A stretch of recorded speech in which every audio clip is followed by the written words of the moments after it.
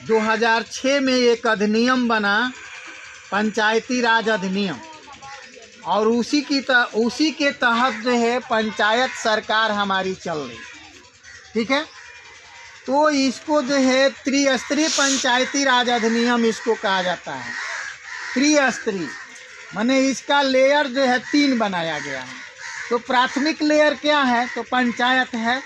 सबसे प्राथमिक क्या है? पंचायत है। उसके बाद से क्या है? उसको जो है जनपद का, जिसको समिति कहा जाता है, और हिंदी में जो है उसको जो है जनपद कहा जाता है, समिति। तो समिति सदस्य का भी आप लोग चुनाव करते हैं, जिसको बीडीसी कहा जाता है। ठीक है, तो और उसके बाद से जिला में जो है जिला परिषद का, पार्षद का आप चुनाव करते हैं ना। तो अब देखिए लेवल क्या है। त्रिस्तरीय कैसे हो गया? प्रथम कड़ी जो है पंचायत हो गया, दूसरी कड़ी जो है ब्लॉक हो गया, ठीक है, और तीसरी कड़ी क्या हो गया? जिला हो गया। 3 लेयर हो गया इसका।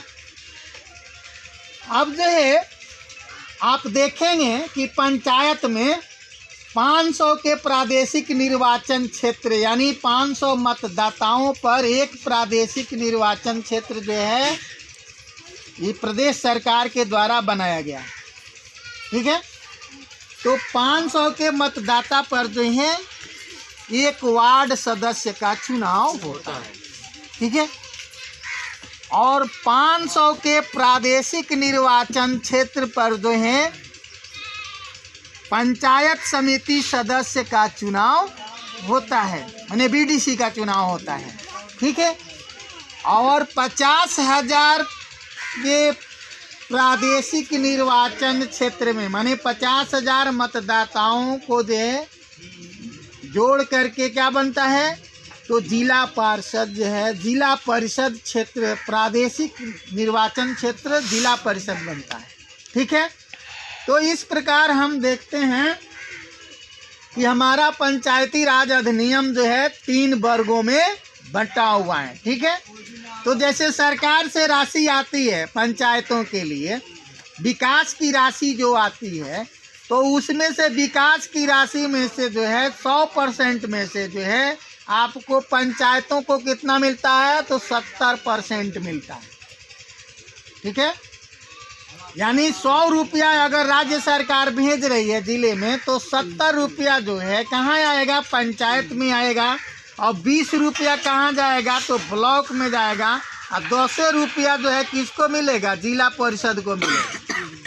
ठीक है, बात मेरी समझ में आ रही है? इसे कहते हैं डिसेंट्रलाइजेशन, यानी सत्ता का विकेंद्रीकरण। इसे क्या कहते हैं? सत्ता का विकेंद्रीकरण कहते हैं। ठीक है, तो हमारे यहाँ क्या होता है कि हम लोग समझ ही नहीं पाते हैं कि हम सरकार हैं। क्या नहीं समझ पाते हैं? कि हम सरकार हैं। यदि हम समझ जाए कि हम सरकार हैं, तो फिर हम किस बात के लिए जो है भीख कटोरा लेकर के भीख मांगते फिरेंगे? ये तो समझना पड़ेगा ना कि हम सरकार।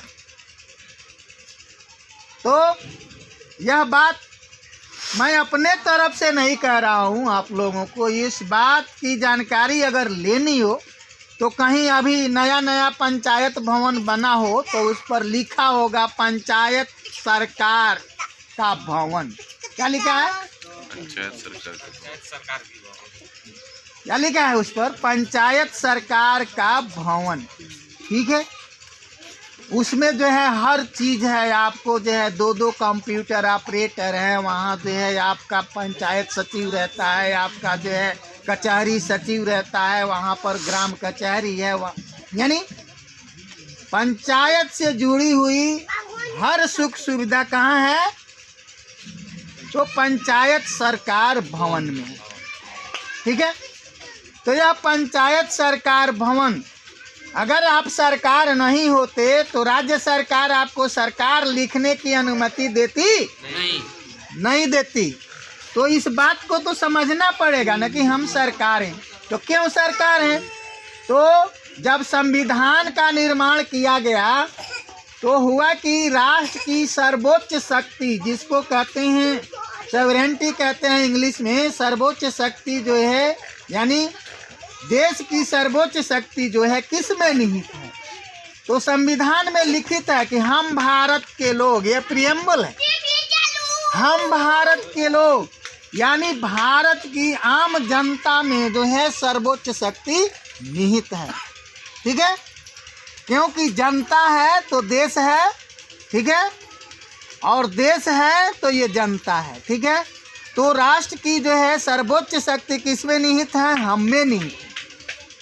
ठीक है, तो अब आप कहते हैं कि सरकार की योजनाएं, सरकारी योजनाओं की जो है राशि है, और जो है आपके जितने भी सरकारी महकमे के लोग हैं तो कहते हैं कि ये इंदिरा आवास का पैसा है, इतना दे दो, इतना ले दो। लेन देन की जो बात होती है, तो जो लेन देन की बात होती है तो आपको समझाया जाता है कि ये सरकारी पैसा है। ठीक है, लेकिन इस बात को हम नहीं समझते कि वो सरकारी पैसा नहीं है, वो हमारा पैसा है। ठीक है, वो किसका पैसा है? तो हमारा पैसा है। और जब हम समझ जाते कि हमारा पैसा है तो उसको एको पैसा देते नहीं देते।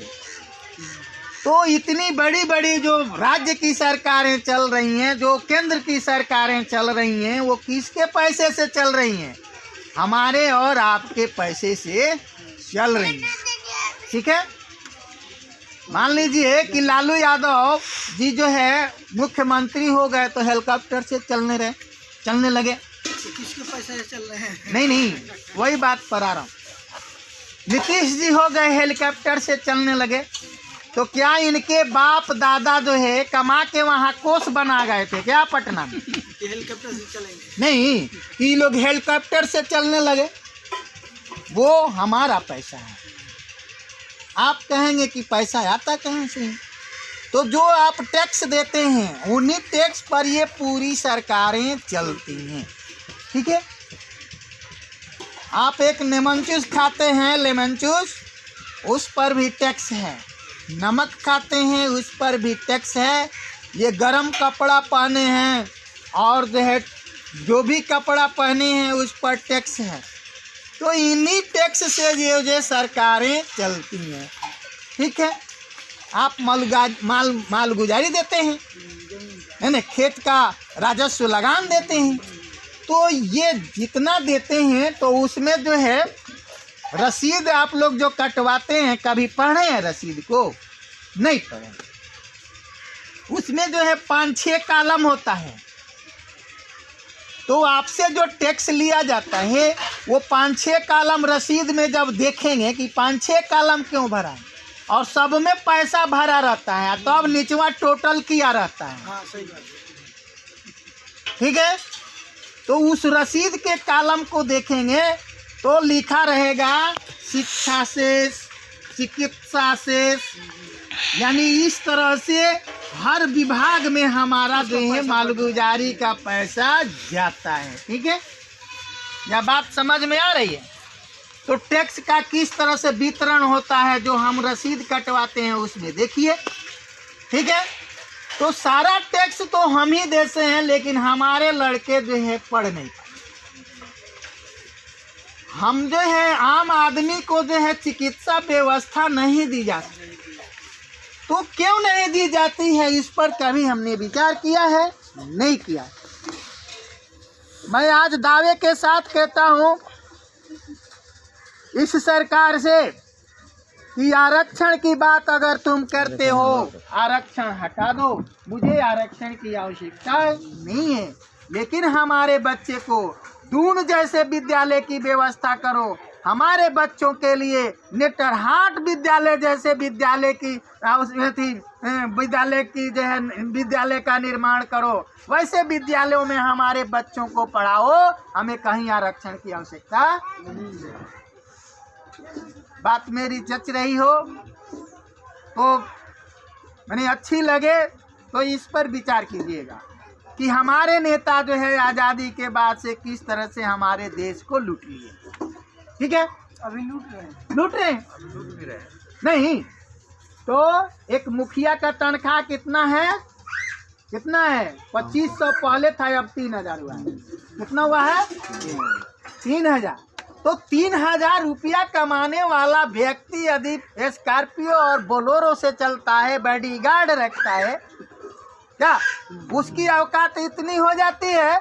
इसका मतलब कि हमारा पैसा कहीं न कहीं जो है, इसका जो है क्या हो रहा है?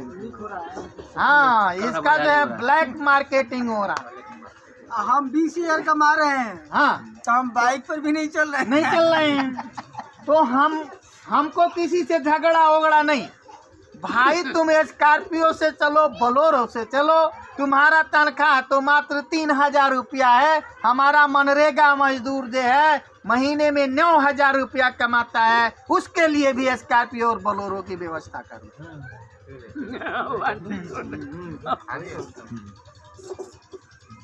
तो मैं इसी तरह से कुछ बोल नहीं रहा हूँ अपने तरफ।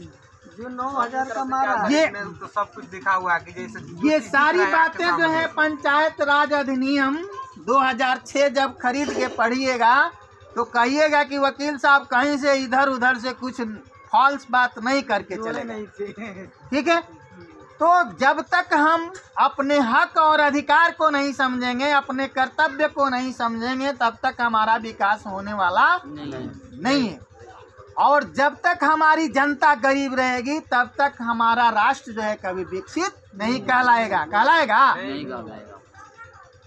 पूर्व राष्ट्रपति अब्दुल कलाम जी का जो है एक सपना था, वो सपना यह था कि 2020 तक हमारा राष्ट्र जो है विकसित राष्ट्र कहलाएगा, लेकिन नहीं पूरा हुआ ना।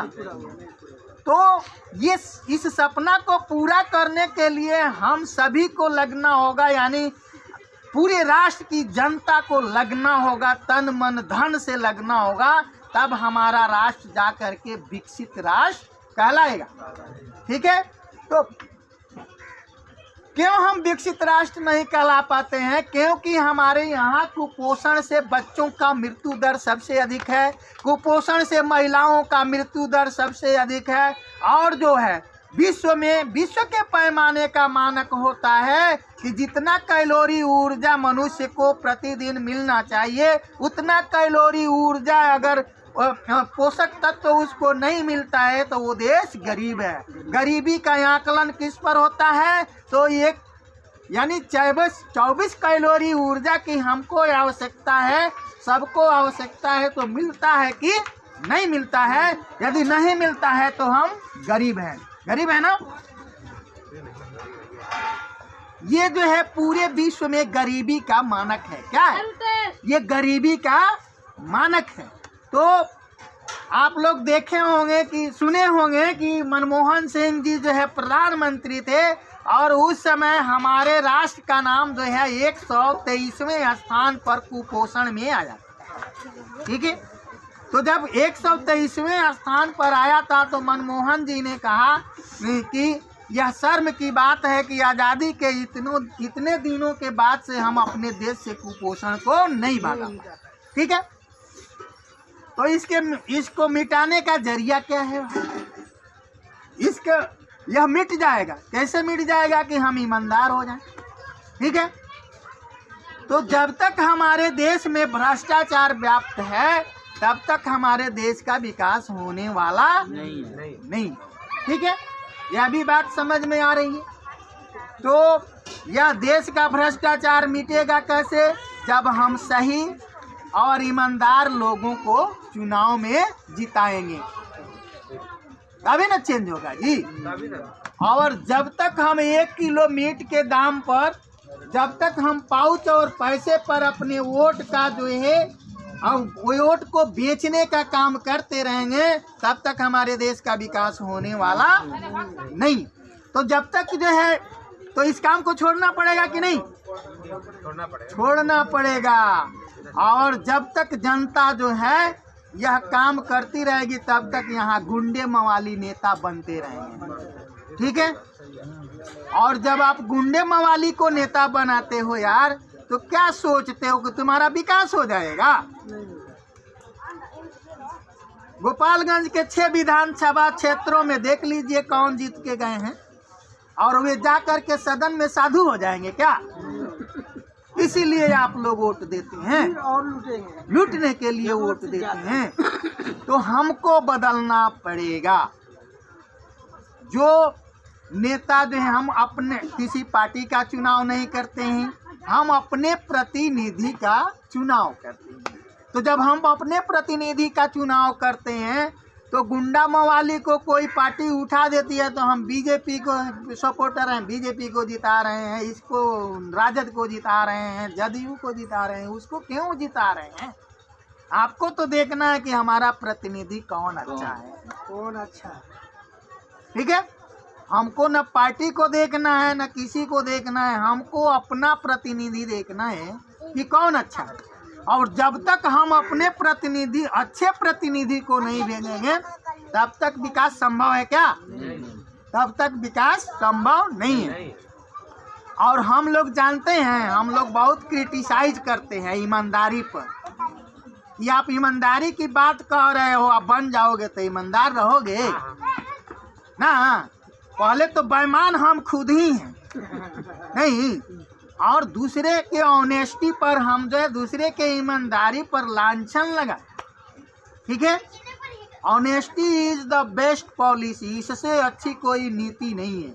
और जब तक ईमानदारी नहीं होगी तब तक हमारे देश का विकास नहीं होगा, तब तक हमारा देश जो है विकसित राष्ट्र नहीं कहलाएगा। और जब तक हम ईमानदारी पूर्वक जो है लगेंगे नहीं, तब तक यह होने वाला नहीं है।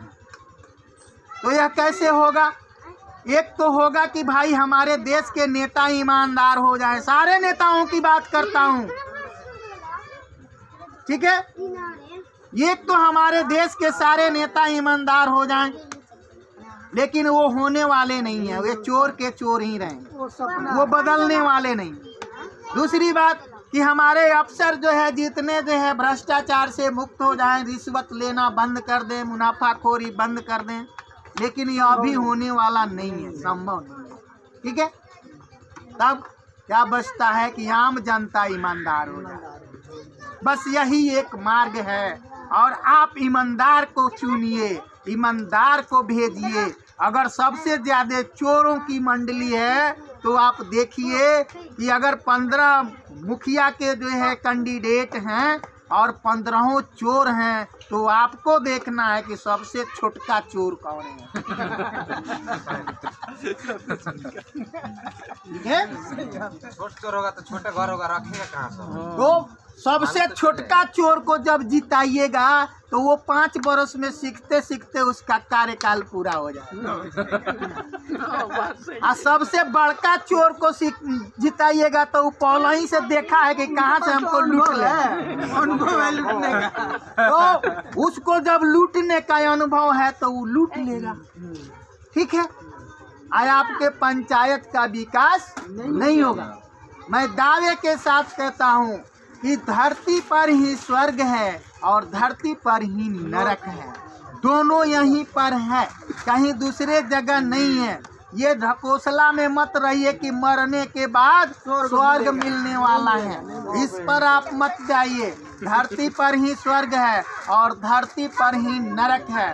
2 जून की रोटी जिसे नहीं मिलती है वो नरक का जीवन जीता है, और जो कार, हवाई जहाज और जो हेलीकॉप्टर से चलता है वो स्वर्ग का जीवन जीता है। क्या आप लोग तुलना करते हैं? यही तो है। स्वर्ग नरक कहीं खोजने जाना है? नहीं जाना है खोजने, इसी को तो बदल देना है। आपको समझना चाहिए कि जो है गल्फ कंट्री जानते हैं, जहाँ जहाँ से तेल प्राप्त होता है उसको गल्फ कंट्री नाम दिया गया है। ठीक है? तो गल्फ कंट्री में मात्र एक ही चीज में मिलता है जी, तेल। और कुछ क्या मिलता है? सारा चीज तो वो पूरे विश्व से खरीद के खाता है, और उसके पैसे का, दिनार का, दिरहम का यहाँ भाव देख लीजिए भारत में। ठीक है? अमेरिका के डॉलर का भाव देख लीजिए, 76 रुपया में बिक रहा है। तो हमारा जिस दिन देश आजाद हुआ था उस दिन जो है हमारे 1 रुपये का कीमत $1 था, और आज़ादी के 74 साल बाद जो है 76 रुपया में हर वर्ष जोड़ लीजिए, 1 रुपया जोड़ लीजिए। हर एक वर्ष में बढ़ा हुआ। नहीं, यानी 74 बरस हुआ और 76 रुपया माने 2 रुपया आगे ही चल रहा है। ठीक है, विकास किए। ठीक है। तो हम कहाँ पर हैं, हमारी स्थिति क्या है? जब हमारा देश आज़ाद हुआ तो 1 रुपया हमारा $1 के बराबर था, और आज जो है हमारे 1 रुपये 76 रुपये का कीमत $1 लगता है। तो लोग कहते हैं कि अंग्रेज लूट गए। अंग्रेज कहाँ लूट गए? लूटे तो भारतीय लोग, जी जी। नेता लोग लूटे। तो इस बात को तो समझना पड़ेगा। वो एक तेल, कुवैत जो है तेल बेचता है, तो उसका जो है 1 रुपया आकर के यहाँ 200 कुछ रुपया होता है। अब जो लोग रहते होंगे कि कुवैत में वो लोग जानते हैं, ठीक है, हाँ 240 रुपया। अब आकलन कीजिए कि हमारे देश में हर चीज है, सोना है, चांदी है, अबरक है, लोहा है, तांबा है, पीतल है, खेती है, हम हर चीज उपजा लेते हैं। यह हमारे देश में हर चीज का उत्पादन होता है, और हमारा देश गरीब है। अभी एक फोर्ब्स पत्रिका जो है आकलन की है कि एशिया भ्रष्टाचार में भारत का स्थान एशिया में प्रथम है, पहला स्थान है। तो ये सोचने की बात है, चिंतन करने की बात है, क्यों इस तरह से हम अधम हो गए कि हमारी नीचता को पूरे विश्व में दिखाया जाता है। तो एक चीज है कि हम बेईमान हो गए, और बेईमानों का कोई अस्तित्व कहीं भी नहीं होता है। ठीक है, नहीं होता है। तो कुवैत का नागरिक चलता है तो हर नागरिक वहाँ का कार से चलता है। कैसे चलता है? वो कोई भी काम करता हो, ABCD कुछ भी करता हो, लेकिन कार से चलता है। अमेरिका का नागरिक जो है कार से चलता है, वो चाहे स्वीपर हो चाहे जो भी हो, कार से चलता है। ठीक है, क्यों चलता है? वहाँ ईमानदारी है, इसलिए चलता है। ठीक है।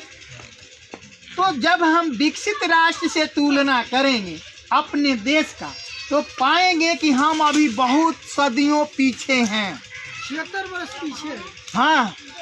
तो हमको जो है भारत का विकास चाहिए, तो यहाँ के जनता को संभलना पड़ेगा, और अपने वोट को पाउच और पैसों और मीट के दाम पर नहीं, वे अमूल्य वोट को एक सही और ईमानदार नेता को देने का जब काम करने लगेंगे, हमारे देश का, हमारे राष्ट्र का विकास हो जाएगा, और हमारा राष्ट्र जो है विकसित राष्ट्र कहलाएगा। मित्रों, तो मैं सिर्फ इतना ही बताने आया हूँ कि आपके बीच में अब पंचायत चुनाव आने वाला है, और इसमें जो है धन बल वाले, बाहुबल वाले लोग भी उतरेंगे, लेकिन जिताना उसको है जिसके पास कोई बाहुबल नहीं है, जिसके पास कोई पैसा नहीं है। अगर वो ईमानदार है, कर्मठ है, उसको वोट दे करके जिता दीजिए, और दावे के साथ कहता हूँ कि मुझसे विकास लीजिए पंचायत। ठीक है, तो क्या आप लोग इस काम को करेंगे? करेंगे इस काम को। तो अब मैं बता रहा हूं कि आप सरकार हैं, और आपका सदन भी, जिसका नाम है ग्राम सभा। ठीक है ना? आप कभी ग्राम सभा में गए हैं? नहीं गए। वकील साहब, एक बात बोल रहा हूँ, मतलब 5 साल से हम घर रहे हैं, लेकिन 5 साल में अभी तो ग्राम सभा लगा ही नहीं। हाँ, नहीं लगा। तो अब देखिए, थोड़ा इस पर चर्चा हो जाए। तो केंद्र सरकार का सदन है लोकसभा, उसे क्या कहते हैं? पार्लियामेंट कहते हैं। ठीक है, वो लोकसभा है। और आपके राज्य सरकार का सदन है विधानसभा। ठीक है, तो ये विधानसभा जो है क्या है? आपके राज्य सरकार का सदन है। उसी तरह से पंचायत सरकार का सदन है ग्राम सभा। अब देखिए, तुलना कीजिए कि आप सरकार हैं कि नहीं है। ठीक है, तो गांव के लोग न जानते हैं कि सबसे पहले हमारे गांव में नाली चाहिए, या आंगनबाड़ी केंद्र चाहिए, या सड़क चाहिए। यानी सबसे पहले किस चीज़ की प्राथमिकता है, या स्कूल चाहिए। तो वो योजना जो है कहाँ बनेगी, तो ग्राम सभा में बनेगी। ठीक है, और जो ही ग्राम सभा से बाहर योजना बनेगी उसमें क्या होगा, लूट और खसूट होगा। ठीक है, मैं दावे के साथ कहता हूँ कि पंचायत की राशि जितनी आती है ईमानदारी पूर्वक हम खर्च कर दें तो हमारा पंचायत स्वर्ग हो जाएगा। ठीक है, तो उसमें बंदर बांट कहाँ से शुरू है थोड़ा जानेंगे हम। 5% बीडीओ को चाहिए, 7% इंजीनियर को चाहिए, 5% ग्राम सचिव को चाहिए, पंचायत सचिव को चाहिए क्या, और जो है उसके बाद से हमारे नेता लोग हैं जिनको कहते हैं वो लोग कि हमारा तनख्वाह है नहीं है, उनको सब चाहिए। ठीक है, तो इस प्रकार की कड़ी जब आप देखते हैं तो आपको लगेगा कि अरे भाई ये तो सारा पैसा जो आ रहा है ये लोग बांट के खा रहा है, चढ़ रहा है। नहीं तो सरकारी महकमा, अरे साले तुम क्यों तनख्वाह लेते हो, बिना तनख्वाह के रहो, लेते रहो सर से पब्लिक से पैसा लेके जियो, तब तनख्वाह की क्या जरूरत। क्या सबसे ज्यादा कुपोषित कौन है, तो आपके यहाँ का CDPO जिसे कहते हैं बाल विकास परियोजना पदाधिकारी। क्या कहते हैं, तो सबसे ज्यादा कुपोषित कौन है, बाल विकास परियोजना पदाधिकारी। वो जो है एक महीने में 15 लाख से 20 लाख रुपया कमाती है। कितना कमाती है, 15 से 20 लाख। ये उसके तनख्वाह के अलावा है। जब आप जोड़ दीजिएगा कि कितने आंगनबाड़ी केंद्र हैं और 3-3 हजार रुपये का जो है गुणा जब कर दीजिएगा तब समझ में आपको बात आंख के सामने झलकने लगेगा कि अरे भाई तो 20 लाख रुपया प्रति माह से CDPO ले जा। 1.5 किलो। और यही बाजार जो है, यही बात जो है MO मार्केटिंग ऑफिसर करता है, उसको भी 20 से 25 लाख रुपया पर मंथ की आमदनी है। तो यह किसका पैसा है, हमारा पैसा है या आम जनता का पैसा है, और इस पैसे को हम लूटने नहीं देंगे। ठीक है, तो इसके लिए ईमानदार जनप्रतिनिधि को आज चुनाव करना पड़ेगा। इसको चुनना पड़ेगा। एक जीविका चलाई हुई है गर्मी बिहार सरकार, जीविका में इतना बड़ी लूट मार है। जीविका नवा निकलता है, बोले थे कि जीविका में 2 रुपये किलो बाजार से सस्ता मिलेगा। जब जीविका में दाल और यहाँ चावल आया हुआ तो हम इसका विरोध किए थे तो कुछ मतलब मुझे नाराज हुए थे जीविका वाले। उस समय 22 रुपया या 24 रुपये वाले चावल दिए। वो चावल आज के डेट में 16 रुपये किलो, 6 रुपये किलो, 8 रुपये किलो महंगा चावल। हम बोले कि नहीं, ऐसा नहीं चलेगा। आप 16 रुपये किलो हो तो 18 रुपये किलो दे सकते। 2 रुपये किलो आप सस्ता बोले थे, लेकिन 18 रुपये दीजिए, 2 किलो 2 रुपये किलो बढ़ा कर दीजिए। दाल 100 रुपये किलो, जबकि उस समय दाल था 80 रुपये किलो, 85 या 80 रुपये भी मिल सकता था। हम दिए थे, बात कराए थे दुकानदार से कि 80 रुपये किलो भी गोटा लीजिए तो मिलेगा। इस समय बहुत नाराज हुए थे जीविका वाली यहाँ से, हमारे गाँव से। तो हाँ वही ग्राम समूह जो चल रहा है जीविका में, वो नाराज हुए थे। हम राशन तो नाराजगी की बात क्यों है, इस बात पर चिंतन मनन होना चाहिए। क्यों जो है आपके यहाँ पैक्स का चुनाव लोग लड़ने के लिए मारा मारी आपाधापी कर रहे हैं। जितने पैक्स हैं और जितने किसानों ने पैक्स में खाता खोले सारे पैसा डेड कर गए। कोई पैक्स बैंक जो है आपका पैसा दे रहा है क्या, नहीं दे रहा है। तो ये सब बात आप देखेंगे कि कैसे सरकार जो है पैसा, आम जनता का पैसा लुटवाने का काम करती है, यानी ये पैसा लुटवाने का केंद्र बिंदु है। तो पैक्स से जो हमको फायदा होना चाहिए उससे ज़्यादा नुकसान है। लेकिन सरकार जो है चुनाव कराती है 5 वर्ष पर। क्यों कराती है? बहुत सारी बातें हैं जो नहीं होनी चाहिए। पैक्स बैंकों की हाल देख लीजिए, आपसे पैसा जमा करा लिए, अब पैक्स में ताला लटका है, किससे पैसा आप मांगिएगा? क्या सब्सिडी पे मिल रहा है? कुछ हाँ? नहीं मिल रहा है। जो नहीं। मार्केट में खादर है वही रेट यहाँ भी। तो क्या सब्सिडी है? यह सारी सुविधा हटा करके मैं एक ही बात कहा कि honesty is the best policy. इस नीति पर हम अगर चलेंगे तो हमारा राष्ट्र विकसित हो जाएगा। बहुत